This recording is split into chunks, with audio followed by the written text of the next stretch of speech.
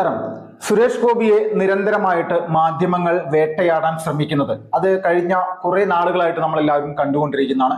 2019 parliament ഇലക്ഷനിൽ അദ്ദേഹം മത്സരിച്ച സമയത്ത് തൃശ്ശൂരിങ് എടുക്കുകയാണ്, അല്ലെങ്കിൽ തൃശ്ശൂർ എനിക്ക് തരണം എന്നൊക്കെ പറഞ്ഞുകൊണ്ട് അദ്ദേഹം ഒരു പ്രസ്താവന അല്ലെങ്കിൽ ഒരു പൊതുയോഗത്തിൽ ഒരു ഡയലോഗ് ഇറക്കിയ സമയത്ത് അതിനെ വമ്പൻ രീതിയിൽ ഇവിടുത്തെ മാധ്യമങ്ങൾ എടുത്ത് ആഘോഷിച്ച് അതിനെ ട്രോളി അദ്ദേഹത്തെ പരമാവധി ക്രൂശിക്കാൻ ശ്രമിക്കുന്ന ഒരവസ്ഥ ഉണ്ടാക്കി. അത് നെഗറ്റീവാക്കി ജനങ്ങളുടെ ഇടയിൽ തൃശ്ശൂർ സുരേഷ് ഗോപിക്ക് തീരെഴുതി കൊടുത്തോ നിങ്ങൾ എന്നുള്ള രീതിയിലേക്കുള്ള ഒരു ചിന്താഗതി വരുത്തുന്ന സാഹചര്യങ്ങൾ ഇവിടുത്തെ മാധ്യമങ്ങളാണ് ഉണ്ടാക്കിയത്. അപ്പോൾ ആ സാഹചര്യങ്ങളുടെ എല്ലാം നിരന്തരമായിട്ടുള്ള വേട്ടയാടൽ അത് ഇന്നും തുടരാൻ വേണ്ടിയിട്ട് അവർ ശ്രമിച്ചുകൊണ്ടിരിക്കുകയാണ്. അതിന്റെ നിരന്തരമായിട്ടുള്ള ഓരോ വീഡിയോകളാണ്, ഓരോരോ പ്രതിസന്ധികൾ സുരേഷ് ഗോപി കൃത്യമായിട്ട് മറികടന്നുകൊണ്ട് മുന്നോട്ട് വരികയാണ്. വർഷങ്ങളായിട്ട് തന്നെ ഇദ്ദേഹത്തെ തൃശ്ശൂരിൽ നിന്ന് അദ്ദേഹം BJP സ്ഥാനാർത്ഥിയായിട്ട് വലിയ രീതിയിൽ മത്സരിച്ച്